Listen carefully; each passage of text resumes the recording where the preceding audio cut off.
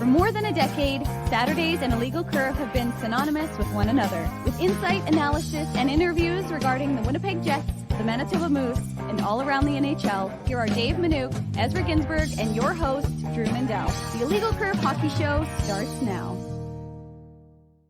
All righty, mere hours after the Illegal Curve post-game show has ended, the Illegal Curve Hockey Show starts now. Along with Ezra Ginsburg, Dave M. going to join us momentarily.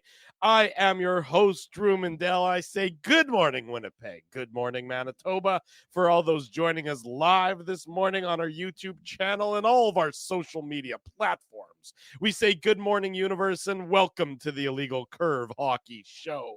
Ezzy, a pleasure. It's been a whopping 8 hours since we last got together. There's Dave M. The thumbs up. Good morning, Dave M. Everybody's that's a guy that only got 5 hours of sleep right there, if I've ever seen one. That's right. He's looking a little bit ragged, a little bit haggard, but that's okay. Dave Throw M. some driving cold water hard on your eyes, basket. Dave. Come on. As Kenny Weeb would say, wake up.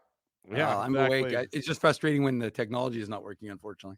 The technology. The technology does not work well for Dave M. on this I've been Saturday telling you morning. to upgrade your 56K modem there in the detention center, but Maybe it's time to stop using Netscape as a browser, something along those lines as well. But that's okay. Everybody's here. Everybody's good. Everybody's happy. The Jets win last night. The Jets play again later tonight. We got the IC Hockey Show right now. We got lots going on. So, of course, let's get right into it. The trade deadline ended yesterday, and it was a significant one for the Winnipeg Jets, keeping up in the arms race that is the Western Conference, the arms race that is the Central Division. I guess we touched on it briefly on last night's post-game show, but because it was quarter to one, we saved most of it for this morning. Toffoli is a member of the Winnipeg Jets. Colin Miller is a member of the Winnipeg Jets. And going the other way, we're absolutely zero Jets prospects, draft picks for each of those trades. Ezzy, I'll start with you. If you had to give a grade to the performance that Kevin Cheveldayoff pulled off, the trades that he pulled off, what grade are you giving Kevin Cheveldayoff for the trade deadline moves? You can include the Monahan deal in there as well if you want to look at it from the larger perspective as opposed to just the yesterday perspective. Chevy gets an A, and if you're not giving Chevy an A, then you just don't know what you're talking about. And I'm glad that you included the Sean Monahan trade, guys, because I think when you look at what teams are doing prior to the deadline, you can't just look at what they did on Friday, right? Especially when you're talking about the Vegas Golden Knights or the Colorado Avalanche. Obviously, Hurdle was the big one for the Golden Knights yesterday. We got to give Bob McKenzie a shout out here, okay, guys? Like, he's obviously the Bob father. He's the GOAT. But the fact that he dropped that trade towards the end, what was that, 5 minutes before the trade deadline, and then just dropped the mic and then went back to, his mansion to drink Bobby margaritas. That was just incredible. I just got to give a shout out to the Bob father. That was incredible. But I mean, you have to factor in the Sean Monahan trade. Obviously, the big acquisition yesterday for the Jets was Tyler Toffoli. And we know his Stanley Cup pedigree. We know that Toffoli's a goal scorer. I think he's actually an underrated playmaker. If you look at his stats from Calgary last year, he actually had more assists than goals, but he's definitely known more so for being a goal scorer. But if you look at his stats and kind of Mike Kelly, give him a shout out. We've had him on the show before, not for a while, but he gets his stats from, I believe it's called Sports Logic. And Toffoli scores all of his goals in the slot. That's where he's made, his career scoring goals. Kind of similar to Sean Monahan. I was going to say same thing. Exactly. So Monahan and Toffoli, Dave M mentioned this on Twitter. They played together for the Ottawa 67s, plural. They played together a little bit with the Calgary Flames. Not that much. I think it was because he was traded to the Montreal Canadiens. But so Toffoli and Monahan have some history there. And then obviously Toffoli's played with some of the LA Kings, right? Alex Iafallo, Gabe Velarde. I'm not sure if Kupari was one of those guys because he probably wasn't in the NHL yet, but I love the acquisition. I give Toffoli an A+ because he was one of the most talented forwards available on the trade market. And now the Jets have him. And the Jets are already arguably a top 5 team in the league. And now they add in a fantastic goal scorer. And now what that does is that pushes a guy like Alex Iafallo down to the 4th line. Maybe it pushes Alex Iafallo out of the lineup. Dave, maybe Cole Perfetti is on the fourth line. I'm sure we're going to get into that. It's really hard to say right now what that fourth line is going to look like, guys, because if you think about it, Vlad Nemesnikov and Cole Perfetti had a lot of success on the Jets' second line. So I could see Barron, Nemesnikov, Perfetti being your fourth line. Then where does that leave Alex Iafallo? Does Mason Appleton stay on the third line? Does Iafallo go to the third line? Appleton goes to the fourth line. These are all good problems to have. I was thinking about this, and I'm confident in saying this. Before we went to air, I was thinking, should I say this? I don't think that the Jets necessarily have the best forwards in the league, but I think they have the deepest group of forwards. If you look at Colorado or Dallas or Vegas, Boston, Rangers, the top teams in the league, I think the Jets 1 to 12 forward depth is just as deep as any team. Like if you look at Colorado, they've got Nate McKinnon, they've got Mikko Rantanen, they've got Valerie Nichushkin. Now they have Casey Middlestat. The Jets don't have the star power, Dave, that Avalanche have, but 1 through 12, if you've got guys like Barron, Nemesnikov, Perfetti, or Iafallo on your fourth line, then that's as deep as any team in the league as far as I'm concerned. Yeah, and when you're talking about depth, you look at I would say that this is the deepest Jets team we've ever seen. Obviously, absolutely. At forward. I mean, obviously not as good as the 17-18 team defensively. But yeah, I don't think there's any question, Ezzy, that this team they've got that depth. When you can have, like, think about it, Vlad Nemesnikov at one point was your second line center. And we were all like, well, okay, he can be there, but is that really ideal? No, it's not. But in a pinch, having him go up there, we know that he's kind of like, again, like Nito Niederreiter says, that Swiss Army knife that can be put in multiple situations. But ultimately, when you have him, when you have Perfetti, when you have Barron as your fourth line, yeah, that means that you've got some depth, right? And like you said, Ezzy, whether it's Alex Iafallo, I mean, Mason Appleton has been playing better of late, and that line is going again, that third line. So, I mean, it's funny. We always get into these things about lines and what line is what, but ultimately it doesn't really make a difference. But when you look at these trades, I don't think there's any question that Kevin Cheveldayoff, first of all, the fact that he pulled off the Foley trade while getting the Devils to retain. So if he wanted to do something bigger, he gave himself that latitude was significant. The fact that he gave up, as Drew said yesterday, not the good second rounder. Yeah, they still have that, which is remarkable. They still have the Montreal second rounder, which is going to end up, as opposed to a Winnipeg second rounder, that's a difference of probably about 20 spots.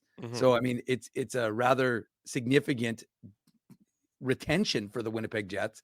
And like I said, I remember having this conversation with Blake Wheeler years ago, not me specifically, but just as being part of a conversation that Blake Wheeler was asked about draft picks or something like that. And he's like, Dave actually had sock puppets, and he had like Blake Wheeler sock puppet, and he was asking Wheeler questions. You're right. Players don't care about draft picks. Them picks is what players think about draft picks. Exactly. And so that was the mentality. It was like, we're here to win now. I mean, obviously we care about the franchise and want the franchise to have longevity and success, but their focus is on winning, and the focus is on winning the Stanley Cup. Your window, and that's one thing Wheeler often talked about, how that window decreases as time goes on. And I don't think the Jets' window is getting smaller. I think that they've got a good crop of young guys coming through, and they've got. There is a window, though. I mean, there is a window. No, and what I'm saying is, but right now that window is Mark Scheifele in his prime, Connor Hellebuck in his prime, and so you have. And to me, this is the signal. Also, Nick Ehlers and Kyle Connor making $6 million a year, or absolutely. Sorry, Connor's making $7 million a year, but Connor only has 1 year left on his deal, right? Right, and so, but what I'm getting at is that these guys. We heard the comments from Brendan Dillon on the road trip, and Paul Friesen was highlighting them. I think he transcribed them, but like these guys, like getting Sean Monahan and Ezzy, you're right. The fact that it happened 5 weeks ago makes it feel like it didn't take place. It's not a trade deadline acquisition, but it was a massive sort of get that second line center that this team needed, that we were talking about till they acquired him. We were talking that this team doesn't have a second line center, and you're trying to fit all these guys into those spaces. Cole Perfetti, maybe he can be it. Gabriel Velarde, maybe he can be it. Vlad Nemesnikov, maybe he can be it. Well, there's no question that Sean Monahan can be it. And then you go out and you acquire, what's the one thing that line seemed to be missing? A right winger. A strong right winger. Yeah. And so you add a guy who's going to produce the way Tyler Toffoli will. That to me signals to your group, listen, I believe in you. And as we talked about yesterday, this first round will be probably, in my mind, the best first round of playoff hockey we're going to see, because 4 or 5 really good teams are not going to be in the second round. So it's going to be fascinating to watch. But the Jets have, I think they've matched the arms race, but in a way that's, again, didn't impact their future significantly. Yeah. And allows them to really be as competitive as anybody else in the Western Conference. Look, what we saw yesterday in the lead up to the trade deadline is it was a buyer's market. You know, if you had an asset and you were selling it, that was a depreciated asset this time for whatever reason. You know, there wasn't a huge demand, and that's why the Jets were able to get the players they were able to get, and a lot of the other teams as well were able to get the players that they were able to get for not a huge cost. I mean, if you think about all the trades, if you look at all the trades that were made yesterday, there really aren't. Maybe the one that you dislike the most is Boston's acquisition of the defenseman from Andrew Peeke from Columbus. You know, maybe they overpaid, but there weren't a ton of overpays or anything along those lines yesterday because it was a buyer's market. So you were able to get quality players without having to really take players off your roster. The fact that Jets were able to acquire the guys they were able to acquire, albeit rentals, so rentals and not guys with term, and they didn't have to give up, you know, their biggest remaining asset, which was Montreal's second-round pick, and they didn't have to give up any of their young prospects, and they didn't have to touch their future to, you know, more to speak of in any significant way or shape or form, speaks to just how much of a buyer's market it was. And Kevin Cheveldayoff did what he needed to do. And he gets full marks for that because entering, you know, the trade deadline time period, especially after what Colorado did and especially after what Dallas did, you would say the Jets were the third of the three teams in the Central Division. They just were. So what does he do? He goes out and he addresses those holes. He improves the team. And now you can't tell me there's a significant difference between the Jets, the Avalanche, and the Dallas Stars in terms of who's the favorite to move on come Stanley Cup playoff. There hasn't been all year long. And I Right. agree with you guys. Like, Chevy gave up draft picks, 2025 draft picks, 2026 draft picks. Yeah. These guys are rentals. 2026. Who cares about 2026? No, but these are rentals, though. I mean, that is the. I mean, look, everything is good here. I'm not going to pour cold water on this, but I mean, the reality of both Toffoli and Monahan signing, I think, is slim. I think one of those guys could re-sign. Apparently, Toffoli wanted a 5-year deal. So, I mean, just keep that in mind here. I mean, this is going all in with rentals. These guys don't have any years. And Kyle Connor, by the way, sorry, I misspoke. He has 2 years left on his deal. Ehlers has 1 year left on his deal. So for me, the window for the Jets to win is probably 2 to 3 years, guys, right? Like with this group, yes. Exactly, with this group, because we don't know what the future holds, right? Ehlers and Connor, and what I mean by that is Ehlers and Connor are going to get big pay bumps. Like, I have no idea what Connor's going to get or what Ehlers is going to get. It's going to be more than they currently make. You got to think that these guys are going to look for a big payday here, whether it's with the Jets or another team. So, but I agree with you, Drew. Like, you're fine, and you were already all in at the beginning of the season, and then you were really all in when you acquired Sean Monahan. Right. And so you're just continuing to be all in by giving up all these draft picks. I mean, if the Jets win a Stanley Cup, nobody's going to care about the 2025 second round pick, whoever that is. Banners fly forever. But, you know, every move the Jets made, yeah, thank you, Ezzy. Every move the Jets made is logical, and it improves the team. That's what I mean. It was just, you could sit back and say, yes, that makes perfect sense. Yes, you went out and you addressed what you needed to address. The Jets improved their top 6. And now, if you're talking, as you mentioned, Ezzy, if your fourth line is some variety of Nemesnikov, Iafallo, Barron, Perfetti, whatever it looks like, well, I mean, talk about a fourth line. I mean, the 2 of those guys very were on your second line. 2 of those guys were on your second line to start the season. Yeah. I mean, think about that. Think about and it's not like you're diminishing those guys because they haven't really performed, albeit in Perfetti's case, you know, there's been some hiccups lately. That's your fourth line because you've improved your entire roster so dramatically. That's not a fourth line. You basically are trotting out there, 2, you know, a 1A line with, you know, a 1B line and then 2 second lines. Yeah. I mean, that's what your forward group is. You could make an argument, Drew, that whatever line Ehlers is on is your number 1 line, right? Sure. Just based on his impact. So you're absolutely right. Now that they have Tyler Toffoli and Sean Monahan, and with Gabe Vilardi back, Dave, You have a Mhm. 1A and a 1B. You have one of the best third lines in the league. Which isn't even a third line, which is really, Right. I mean, as good as a second line, the way that it's been playing shutdown hockey. And I was just going to add the thought that, you know, and as he's not wrong when what he says, you've acquired rentals and you've lost future capital. But ultimately, I mean, I think, and it goes back to that window idea that really this is impacting, it's going to sound crazy, but this is like the 2029 Jets team, 2030 Jets team, where you would expect those second and third rounders to start maybe having some sort of impact. And my point is If that they make it to the league, which is a huge if when you're talking about third and fourth round picks. no, I'm not, but that doesn't matter. The point is that that's what you're Right. supposed to repopulate your farm team with, and that's what's supposed to ultimately maybe get to your NHL team. That's why, sorry, Dave, to quickly go back to you here. That's why having guys like Rutger McGroarty, who's ready to step into the NHL, Brad Right. Lambert, who's Yep. ready to step into the NHL pretty soon, Nikita Chibrikov. I mean, you would know better Elias than I would. Salomonsson is the. I mean, I don't know if you saw his goal. Well, Salomonsson's going to play in the AHL, I imagine, before he comes to the Jets. I think so too. I would agree so, but I mean, I'm talking about guys that can step in next year. Yeah, well, I mean, I don't think Salomonsson's that far away, to be honest. No, he's either. Salamonsson's excellent, and the things he's doing in Sweden are unbelievable. But my point I'm making is that we're not talking about next year, the year after that. We're talking about years from now. Yeah. Like think again, just remember, right? You've got guys from your 5 years ago, guy from your 2019 draft who are still trying to make that jump, right? And get into that NHL team, or the 2020 draft, and it's 4 years later. So my point is that guys from 25, 26, that's 2030.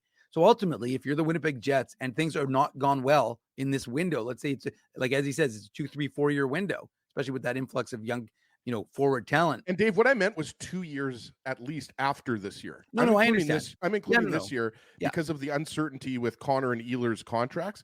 Look, the Jets' window could be 5 years after this year. You've got good prospects we talked about McGroarty, Salomonsson, Lambert, Chibrikov. If you're able to supplement some of the guys that are leaving with those good young prospects, Dave, I mean, the Jets could be a contending team for 4 or 5 years. There will eventually be a drop-off. There is for every team. Look at the Calgary Flames. Look at the Pittsburgh Penguins. I mean, it's coming soon for the Tampa Bay Lightning, by the way. I think they're going to be fine for another couple years, but it's going to come eventually for them. So it's going to happen for every team. Right. And I guess I'll just finish off the thought this way, is that if things do not go well in that window, then you trade assets, you replenish those draft picks, and again, or you get young prospects, and that's what you're going to end up having to do. And again, like I said, that's a 2030 problem when Bailey's in university. I don't think it's something that the Jets are going to have to deal with in that time frame. So it's not a near problem. And so ultimately Jets fans get to enjoy what is, a loaded forward group, a solid, I mean, we talked about yesterday, it wasn't a terribly exciting hockey game, but it was a tight, defensively sound for the most part hockey game by Winnipeg Jets hockey. That's how Rick Bowness wants the team to look. He wants the team to be stifling when it comes to the center of the ice, and Seattle couldn't get anywhere near the Jets net, particularly in the third period. That is a carbon copy of what the Winnipeg Jets looked like when they were playing, the Boston Bruins at home in December, and Boston was just hamstrung by the Winnipeg Jets and the Jets skill set at keeping them everything to the outside. That's what the Jets looked like yesterday.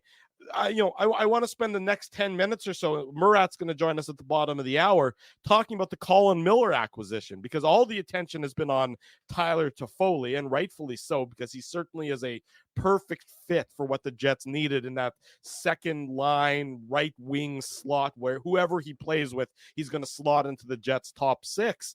I think Colin Miller, if you look at the defense that were out there, the UFA defensemen, the rental defensemen that were out there, Colin Miller to me just seems like a seamless fit for the Winnipeg Jets as well. I mean, he's not flashy, but he's effective. I think he's better than his reputation or his name garners him. He's been effective at most every stop he's played in. He's been in a bit of an insulated role in New Jersey, but he's possession positive. He's expected goals positive when he's on the ice. To me, you just plop him in there, and is he a prototypical top 4 right side defenseman? No, probably not. but I don't know that the Jets had one, and I don't know that there was one available. And given the options that were out there, I'd say that Colin Miller is as good as a rental that there was on the free agency market. Once Sean Walker wasn't an option for the Jets, has he? Yeah, Miller's good. I mean, he's an above average third pairing defenseman. I don't Right. think you would say that he's an above average second pairing defenseman, but the thing is, he has been very solid throughout his career in whichever role he needs to play, right? Like he's the type of guy that I think he's almost like the way I would compare Colin Miller is like he's almost like Dylan DeMello, but better offensively. Like earlier in his career, I want to say he had like a 35 or 40 point season with the Vegas Golden Knights. I mean, offensively, he was not having a great year. I think it was like 44 points actually. Yeah. So I mean, he's got offensive ability. Yeah. 41 points is his career high with the Golden Knights back in 17-18. Right. So he's got offensive ability. He's got a really good shot. Yeah. I don't know that he's necessarily going to play power play on the Jets, but he's a good, solid defenseman. And yes, we could have that argument, whether he's better than Neil Pionk. The numbers certainly suggest he is better than Neil Pionk. So he could play with Brendan Dillon on that second pair. He could also play with Dylan Sandberg on the third pair. But I think it goes back to what we were talking about on last night's postgame show. What this does is this pushes Logan Stanley down the lineup, and it just makes the overall depth of the Jets defense better. So yes, Miller is a good player. I mean, he's an above average defenseman. Like I said, whether he plays on the third pair or the second pair, it's going to make the Jets' top six defense better. Yes. Right. So yes, I mean, Jacob Chychrun, you can't compare the apples and oranges. You can't compare Colin Miller to Jacob Chychrun. You can't compare Colin Miller to Chris Tanev. I mean, Chris Tanev is a better defensive defenseman. He's like Drew said, he's a prototypical shutdown defenseman, Dave. But yeah, Colin Miller was a very, I think, quietly really solid add by Chevy. I mean, he obviously knows him very well. Just played for the Dallas Stars last year in their top six. Stars are a good hockey team. So if you're hanging in there in the Dallas Stars top six, Dave, that shows you that you're a pretty good defenseman. So yeah, I like the Miller acquisition, and it'll be interesting to see, does Bowness start him with Dylan or with Dylan Sandberg, or what happens there? Because obviously somebody's got to come out of the lineup, and obviously Nate Schmidt is, the likely candidate. Yeah, I mean, I would assume, sorry, Dave, that it's Nate Schmidt is the guy who gets bumped out right now. But I just think that when Pionk is having one of those games where he might be a little bit chaotic in his game, maybe you move Miller up and you slide Pionk down to play against some lesser competition. I mean, Neil Pionk isn't a second pair right side defenseman just because there's so much chaos in his game. But if you give him softer minutes, on a third pair, then I think you're a lot more, you're willing to accept that a lot more. It's a lot more. And Pionk and Sandberg have played together, right? And they've been solid together. So I agree with you, Drew. I do think Colin Miller is going to end up being paired with Brendan Dillon. Yeah, I think so too. Go ahead, Dave. No, I was just going to say, Bob asked if the Jets have to waiver anybody or send anyone down to the Moose. The roster size limits are eliminated once the trade deadline hits. So 23-man roster, no longer. The only thing you have to do is be cap compliant, which the Jets are. So, and of course, now they're into the only allowed 4 recalls before the end of the season. So that's something of course, teams get around that because they make emergency recalls. That's right. So there's a difference between emergency recalls and regular recalls. You're allowed 4 regular recalls. And really that's why, as long as you can stay cap compliant from now until the end of the regular season, you don't see guys moving up and moving back from the NHL to the AHL, because you don't want to, recall a guy with one of your 4 regular recalls, then send them back and then have to recall him. I mean, basically you can almost throw the salary cap and the waivers sort of out the window from now until the end of the season. They become much less of a factor than it was before the trade deadline. And so, look, it'll be interesting to see what ends up happening. But ultimately, and just to clarify, in case folks have some questions, neither Colin Miller nor Tyler Toffoli will be playing tonight. They'll be available probably Monday to play against the Washington Capitals here in They have to find a place to live, Dave.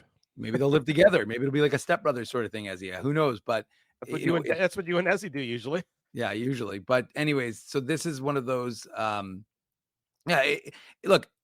I like the addition of Miller because I think what you've done is you've bolstered your defensive depth. And that's whether the Jets defensively, they've played loose, but the defensemen have been playing pretty well together. So like I said, I don't know that you're necessarily going to 100% bump somebody, because, you've got an internal chemistry. You may want to get him in the rotation. We'll see what ends up happening. But to me, what you've done is you've insulated your group to having an injury and then suddenly saying, okay, here comes Logan Stanley, right? Here comes Ville Heinola. Here comes Kyle Capobianco. I'm not saying they're bad defensemen, but I'm just saying that this is a guy who went to the Stanley Cup Finals, right? The Jets, as good a team as they are. Yeah. Right. And I've made this point for a while now. They haven't won a lot, right? They have one run to the Western Conference Finals in 2017-18, but this isn't a group that has that pedigree, Stanley Cup rings, or, knowing what it takes to be in the Stanley Cup. Tyler Toffoli, he brings that. Colin Miller, he brings that. Yeah.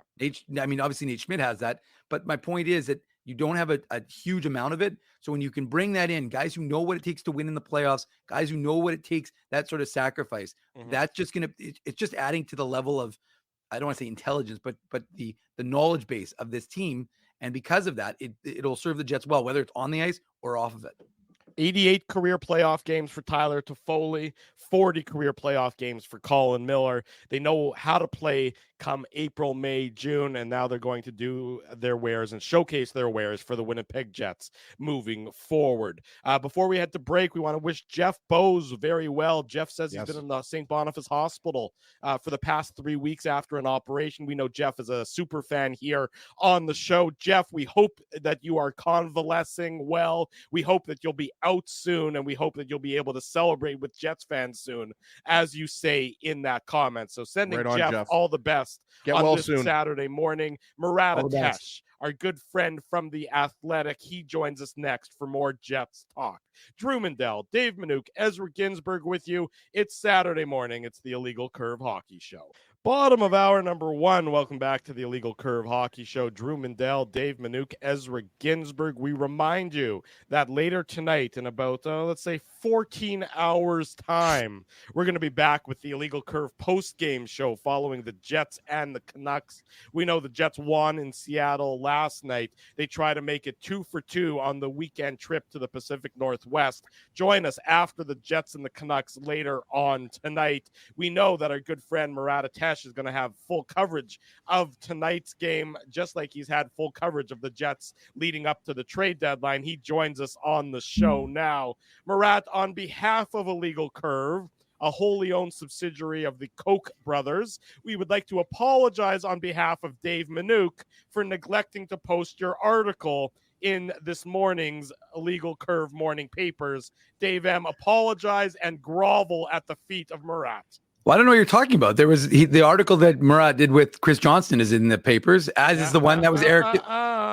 Murat, educate Dave. Educate him about. By the way, the face that Murat just made was like sad face emoji. Like that's what that was. Like a puppy that didn't get the snack that he was hoping for. No, Dave, I got another one. At about 5 this morning, I put together the inside how the Winnipeg Jets became a Stanley Cup contender again. Little 5-year story arc, some Brian Little appreciation, some step by step. How did this happen? Because Winnipeg was supposed to lose so many good players. Well, what changed? And Dave, you're one of the nicest guys in sports media. So I'm really milking this. I feel horrible that was not seemed worthy of inclusion on your morning papers today. So just to make a couple of clarifications. First of all, it goes to show you what a terrible person Drew Mandel is, both for bringing this up and for recognizing that it wasn't in the morning papers, although I appreciate that Drew read them because I wasn't aware that he did. No, I didn't read the morning papers. No. Murat tweeted at you. Murat tweeted at us. I woke up this morning and I saw Murat's tweet saying that he felt underappreciated. He felt that he was missing the love. And everyone knows that I would never miss an opportunity to acknowledge Murat and wave at Murat and give Murat a big hug. And so I read his article while lamenting Dave M's sloppiness, despite the fact I wasn't even wearing my glasses. So I'm lying in bed, I'm squinting, and Drew's blind when he doesn't have his glasses. I'm blind as a bat. And I read the beautiful prose that Murat put together and the insightful analysis, and I'm thinking, Dave M left this out of the morning papers for shame. Dave M, for shame. Well, yeah, I guess that I'll own the shame. I deserve the shame, I guess, because I was not aware. As Murat knows, I like to post his stuff whenever I get it and get an opportunity to do so. So I'm excited to read that article. Let's forget all this other stuff. I want to read that piece, article while Murat is on the show. So it will make sure that it makes the morning papers. And even if I do an afternoon links, I promise you it will be in that as well. There you You go. guys got to understand what a great honor it is to be featured. So, these are things that hit me right here, Thank you. I had to get that off my chest. Murat, good morning. Nice of you to join us despite Dave's shortcomings. Whistleblower Mandel over here. Obviously, to talk about the trade deadline, talk about the Jets' performance last night, the Jets moving forward.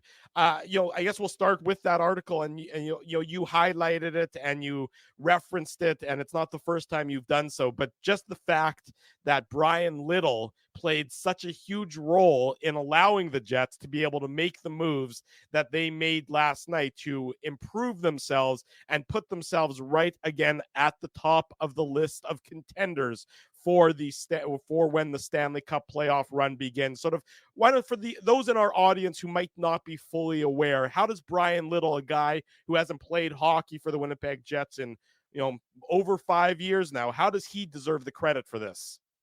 Yeah, there are two things I like in a good sports story. One is when a small, seemingly insignificant decision or move ends up paying off with huge dividends down the line. I'm a big fan of that. Another thing I'm a big fan of is just the idea that from whatever chair you have, whatever role you have, that you're willing to give all of yourself to the team that you're playing for. And whether that's us in the media, whether that's the actual competitive locker room stuff, Brian Little gave himself for 843 games of Winnipeg Jet hockey. When that unfortunately was stopped with the errant puck to the head, well, he wasn't able to continue with the Jets. So his contract continued. It still continues on until this summer. It goes on. Winnipeg, while Brian Little was still on the team, had to use long-term injured reserve, which is, a little bit of salary cap nuance, which essentially takes away an ability that teams have to stay under the cap limit. And every day that they stay under the cap maximum, they're able to build up cap space that they can use later. That's a good advantage to have at the trade deadline. Winnipeg wasn't able to have that for seasons under Brian Little with LTIR using that particular cap wrinkle. So 2022, in one of the least publicized trades that Kevin Cheveldayoff will ever make, he asks Brian Little if he's willing to waive his no-trade clause to be sent to the Arizona Coyotes. And of course, he's not going to play hockey for the Arizona Coyotes. Unfortunately, those days are done. But Brian Little says, yeah, absolutely, I'll do that. I'll waive my no-trade clause. Winnipeg was able to pull off that trade. And so for 2 seasons since, Winnipeg has been back in the minority of teams who build up cap space every single day by staying under the limit. There aren't many teams who get to do that anymore because so many teams end up using long-term injured reserve. The Jets have maximized that. That's Vladislav Nemestikov and Niederreiter last season, and their ability to stay under the cap and build up space gives them the ability to add Sean Monahan, Tyler Toffoli, Colin Miller, and maintain a 25-person roster, bigger than 23 from here down the stretch. This is huge dividends. It's because Brian Little did a small, selfless thing that helped his team for years to follow, years after his last NHL game. And I think that's a beautiful thing. And Murat, I don't know if you thought of this, but I love the synchronicity because I remember who the team was that Brian Little's last game was against. It was the New Jersey Devils, of course, because I was at that game with my sister up in the 300. So the synchronicity being the Jets acquire the 2 Devils prior to the trade deadline with Brian Little's cap space, right? Not sure if you thought of that, but that was something that was going through my mind. Maybe it's just because I have a beautiful mind, but I have no idea. But let's talk about Tyler Toffoli here, because obviously Murat, Toffoli was the big acquisition yesterday, and all due respect to Colin Miller, but Toffoli obviously comes with a more accomplished resume. And a lot of Jets fans are looking at this like, this could possibly be the last piece to put us over the top, right? I just look at it like Tyler Toffoli is a great hockey player. He scores goals. He can play on the power play. He's got the championship pedigree. He's got a lot of playoff experience. Like, it just seems like if you were to draw up, Chevy, like who Chevy had, at the top of his list or, near the top of his list, Toffoli had to be that guy. I mean, I literally wrote an article called The Perfect Jets Trade Deadline, and I went heavy into the idea that Tyler Toffoli would be the perfect fit. Went up on Wednesday, guys. Was that in the morning papers? But the reason for that is exactly what you said. If you could have looked at the Winnipeg Jets roster, just a few days ago and evaluated what do you think they need. And you heard Rick Bowness talk about Nikolai Ehlers as an ideal left wing. They went out and they made the big move to get Sean Monahan a month ago. He's fit in great. Well, what do they need? They need a right shooting forward. They need somebody who's going to get the puck to the net, create scoring chances, probably a shoot first mentality, especially if he ends up playing with Ehlers, who does a few things before shooting a lot of the time. And you go through, you also look at the fact that prior to Toffoli's acquisition, Laurent Brossoit was the only cup winner on the Winnipeg Jets. They would want experience. They would want a right shooting forward who's talented enough to play in that top six, who scores goals, who drives shot volume. Every one of those aspects is something that Tyler Toffoli checks off. And then the folks that I've been talking to in the last 24 hours tell me he's one of the most intelligent people we will ever interview, one of the most, engaging and thoughtful people on that front too. And so, the Jets were into the idea that he'd be a fit in their culture and in their locker room as well. Well, Murat, just a couple of things to clarify. Number one, the article is now prominently featured at the top of the Winnipeg Jets morning papers. So there is no concern. The article you wrote on Wednesday is also already in the papers from Wednesday or Thursday, whenever it was. So you don't have to worry. Full coverage of the Athletic Winnipeg via Legal Curve. And Murat, all future articles have already been posted as well. I already know what you're writing on Sunday, and that is also already in the Sunday morning papers. I'm so glad I whined. Well, I mean, it's not so much that you whined, Murat, although that helped. It's more of our, Illegal Curve as a firm policy that if we can ever throw one another under the bus, then we do it as quickly and viciously as we possibly can. That bus is always running in the back lane. Like, it's just ready to drive over one of us at all times. Well, but you know what? The one thing I want to talk to you about, and obviously we were both there for Kevin Cheveldayoff's presser yesterday. First of all, I mean, I don't think we've seen some joyful Kevin Cheveldayoff pressers of late, but that one seemed to be the most relaxed and the most happy he was with. I'd like to know who the defenseman was that he tried to trade for and offered 2 first-round picks. Like, every once in a while, Kevin Cheveldayoff off the cuff will give you a little nugget, and that was. I thought it was Gavrikov. Was it Gavrikov, Murat? Is that who you thought it was? Too much for Gavrikov. Yeah, that's kind of what I think. Yeah, that seems too much. I don't know. I really don't know. No, I don't either, because it wasn't clear. I mean, people are like, could have been Jacob Chychrun, Dave. Yeah, no, it could. I mean, again, there's a lot of good defensemen, but it's interesting to see, to hear, heard him yesterday, kind of throw that one out there, a little meat for us. And then it was funny because then Paul Friesen, who was asking the questions, I said, well, do you want to share who that was at the end? And then the line of questioning went to Murat, and Murat was like, well, what about, why don't you tell us about that? Are you sure you don't want to? So we were trying to get it unsuccessfully, unfortunately. What I wanted to ask you about is the defenseman. He didn't throw 2 firsts to get, but to the acquisition of Colin Miller and what that does to bolster this defensive group, maybe push a guy like Logan Stanley down a little bit. But how do you see his use? Do you see him supplanting someone like Nate Schmidt or maybe Neil Pionk? What's your view as to how they're going to use Colin Miller? Yeah, I'm intrigued by what they choose to do, because if you look at Colin Miller's past, and I was going through, I thought to myself, haven't I written about him before? And I've actually written about Colin Miller as a potential Jets acquisition a couple of times back when he was a Buffalo Sabre a couple of years ago.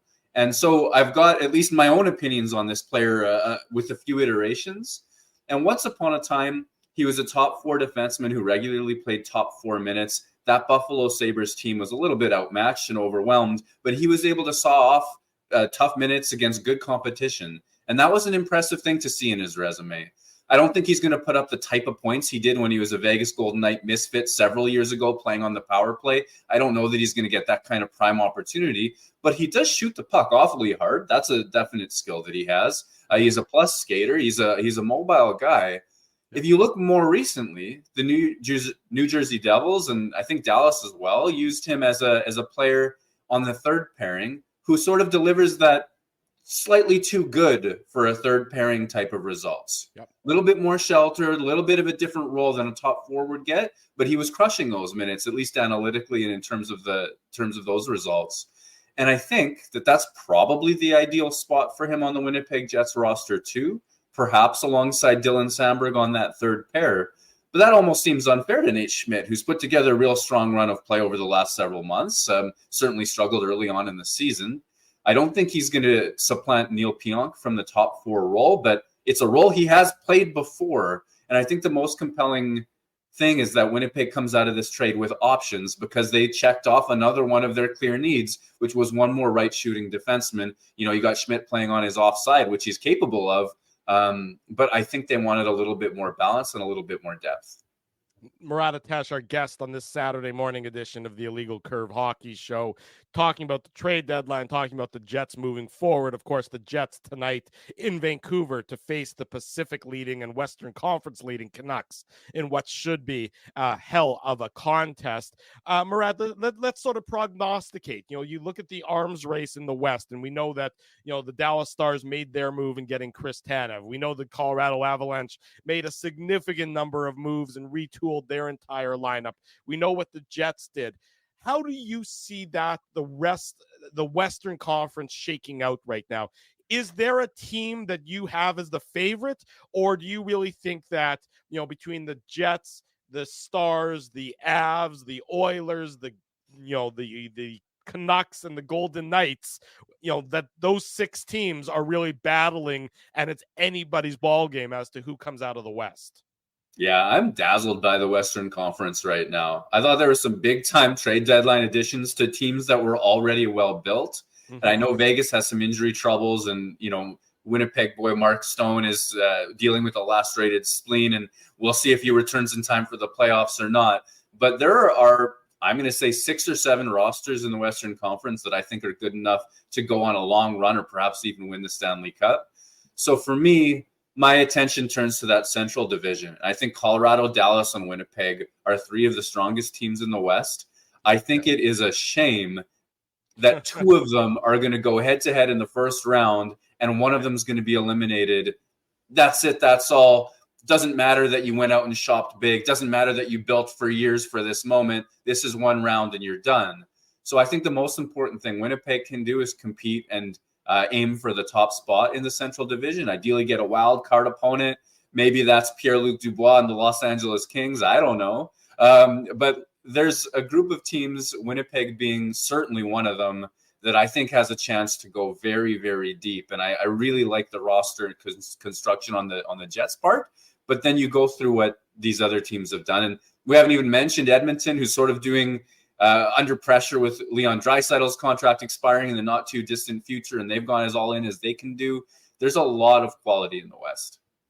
I want to ask you about something to do with the Oilers. I want to go back to Tyler Toffoli for a second, because before we went on air today, I almost said that, it's almost like, Chevy keeps doing this, and it's like GMs haven't seen his track record. And what I'm talking about is you don't have to give up that 2024 second-round pick. You didn't have to obviously give up a first-round pick to get Toffoli. And I'm bringing it back to the Oilers here, Murat. They had to give up a first-round pick to bring in Adam Henrique, right? So, to me, that just shows you, when just comparing the Henrique return, and obviously Carrick was involved as well, but it just shows you how savvy Chevy is in his moves. Yes, he's made some bad moves. They all haven't been home runs, but when you look at the Pierre-Luc Dubois return and you look at the Monahan trade, the Toffoli trade, you haven't given up anybody off your roster or any prospects. And what it goes back to is what we were talking about in the first segment. The Jets are going to lose players in the summer, right? It could be Toffoli. He's a pending UFA. Maybe the Jets signed Toffoli. But what I'm trying to say is, because you have guys like Rutger McGroarty, Brad Lambert, Nikita Chibrikov, some of these guys are going to be able to step into the lineup next year. So I just think Chevy's asset management has been fantastic. Yeah, in this piece that I keep whining about how the Jets rebuilt themselves into a Stanley Cup contender, there's a section in that where we detail move by move, trade by trade from 2022 to today on Kevin Cheveldayoff's behalf in restructuring the Winnipeg Jets. And you look at that Andrew Kopp trade in 2022, and you hold that against some of the prices that people were paying this year. And it's two things, really. I think each year's market is a little bit different depending on what's available and the different pressures that each team is under. For example, I think Winnipeg struck early on Sean Monahan because Montreal was going to have a lengthy runway with Monahan as the number one center available on the market. I think Winnipeg also pivoted from at least a casual interest in Elias Lindholm that same week, and they knew Monahan was their guy that they wanted, and hence that was worth the first round pick because they thought he was going to be a fit. So there's different scenarios that affect everything. When you stack together Cheveldayoff's run from 2022 to now, it is a series of wins. Every major move involves a little bit of victory in it. And to think that Velarde, Iafallo, and Kupari make less than what Los Angeles pays Pierre-Luc Dubois for less production at this stage than Gabriel Velarde is giving Winnipeg, to think that Winnipeg paid, I'm going to say, less for Toffoli and Miller than it got back for Andrew Kopp all those years ago, including some of that next wave of talent like Salamonson and Brad Lambert, like you just pointed out. It seems like the Jets have done a good job not only of rebuilding for now, but by keeping their existing roster intact and the guys that they've drafted recently, not necessarily picks, but recent young players who have made progress. There's a medium-term protection for the Jets in the next wave of their growth that they've been able to look after themselves as well. Yeah, and we were talking about that before you came on. We said, like, look, ultimately, if you need to, I mean, these picks that you're dealing away really are impacting you for 2029, 2030. They're not impacting you for the next 2, 3, 4 years because those guys are still a ways away. So it doesn't hamper you to the same degree as perhaps, it would have been if you traded away Brad Lambert or Elias Salamonson or one of those kind of upper echelon guys. Murat, it's funny because from my perspective, just listen, and I don't know about yours, but we talked about this on the post-game show and then afterwards. How did you take the Gabriel Velarde situation? Did you think that was a little bit of gamesmanship by the Jets in order to try and keep their costs potentially down? Because that's the way I saw it. When we kept hearing things when Rick Bowness told us on Tuesday morning that he'd have an update for Gabriel Velarde on Friday, even though he was, in theory, there was a scheduled practice Wednesday and they had a practice scheduled for Thursday in Seattle. Did you think there was some, trying to maybe not allow, again, we don't know the status. Kevin Cheveldayoff told us after that he's in Winnipeg. He's expected to skate on Monday. But there was just a lot of uncertainty, and I wasn't sure from my perspective as to whether the Jets were using that as kind of a, let's not make it sound worse because we don't want to have to drive up our costs. Yeah, I don't know that that's the case, but I think that even if it was remotely gray for them, uncertain at all, I think that was the right way to play it. You don't want to broadcast to the NHL that your number one right wing, who you paid a big price for, is going to be out for any length of time at all, necessitating, a Tyler Toffoli type ad. He's meant to be a complimentary player, even though Toffoli scores 30 goals per 82 games. The idea is that you're cementing a roster into place, not getting desperate and replacing Velarde. And I think there is a little bit of uncertainty on the Velarde timeline. I know Rick Bowness said that he's hopeful that Velarde will get back on the ice on Monday, and then they'll see where he is at from there. I know that he said that there's an intensification of his workouts and that he's making progress, but I'm not sure that this is a next game sort of thing for Velarde. I think it might be a minute. At least it's possible for that. Mm-hmm. So if there's any concern of that at all, I do agree that it's the best way to have played it, to have just kept things a little bit close and not projected any weakness where no weakness was needed to be made clear. Murat Atesh, our guest on the Illegal Curve Hockey Show on this Saturday morning. Drew Mandel, Dave Minuk, Ezra Ginsburg with you. Murat, obviously you sit here and the Western Conference and the Central Division is just an absolute, it's a knife fight between those three teams. Of the three, and I know this might be an impossible one, which team do you see having the biggest flaws between the Jets, the Avs, and the Stars after the trade deadline? Or is it just too close to say that any of the three teams have what you would describe as a significant flaw? That is a great question. And I think that, I can't help but acknowledge a certain amount of bias because I know the Jets pretty well and I don't know those other teams as well as I could, right? Like, right. I don't have that same level of intense knowledge. I am generally leery of a team that makes as many moves as the Avalanche did. I think they got a lot of good pieces, but that seems like a substantial shift and a substantial acknowledgement that they needed some help as well. Obviously, they've got some absolutely elite players. It's not a last dance element the same way you might worry about Edmonton and Leon Draisaitl and what the contracts are going to look like in the future. But Rantanen has 1 year left on his deal after this. There is a sense of urgency with that organization as well. So I think that they're pushing a lot into competing this year and continue to be a good team. I do wonder about that. I wonder about the goaltending as well. Dallas is an interesting one for me because every time Winnipeg plays the Dallas Stars, I leave thinking to myself that Dallas is just a really excellent blend of patient, of willing to commit to its structure during the tough parts of the game, and then willing to push numbers forward and jump a second wave of D into the attack and really make teams pay for the mistakes that they make. And you know who that reminds me of is last season's Vegas Golden Knights. Right. So like that's just a trait that they have in common. I don't think Dallas is as deeply built, and certainly they're relying on some electrifying youth right now. Man, it's just going to be a slugfest. I couldn't even begin to guess what the right answer to this is. I think, Murat, not that anybody cares what I think. That's why we have you on, because people care what you think. But I think that they're all like right up there. Like I think the difference between these two teams, and just look at the points, right? Like the Jets obviously have the games in hand, but I mean, if you asked, let's say 20 hockey people or 10 hockey people, I don't know why I picked 20. I think you're probably going to get 3 people that say the Jets, 4 people that say Dallas, 3 people that say Colorado in terms of which one of those teams is the best team. And Murat, I agree with you, by the way, about the Avalanche and the moves they made. I'm actually pretty shocked they didn't get a backup goalie. Justus Annunen is currently their backup behind Georgiev. Georgiev's been fine this year, but I think that gives the Jets a huge advantage. Hellebuck and Brossoit versus Georgiev and Annunen. Yes, Ottinger, I give Dallas, a lot of props for their goaltending. Scott Wedgwood is the backup, of course. But aren't you shocked they didn't go out and acquire a veteran backup? Maybe it's just me. I'm curious. I mean, I don't know if that reflects a lack of interest in that idea or a lack of enjoyment about what the prices would have been.